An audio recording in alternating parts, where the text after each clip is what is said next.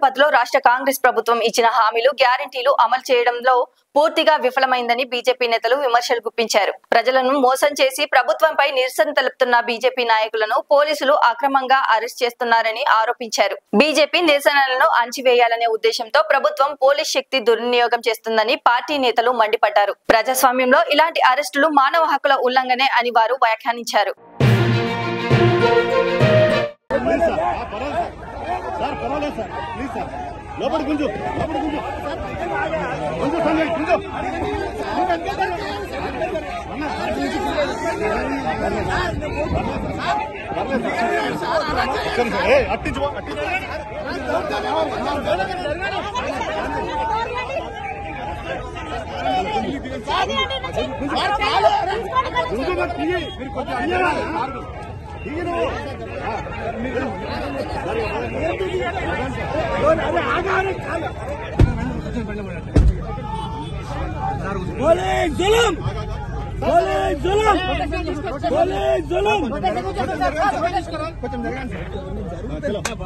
Like చేయండి, share చేయండి, subscribe చేయండి. మరిన్ని వీడియోల కోసం బెల్ సింబల్ పై క్లిక్ చేయండి.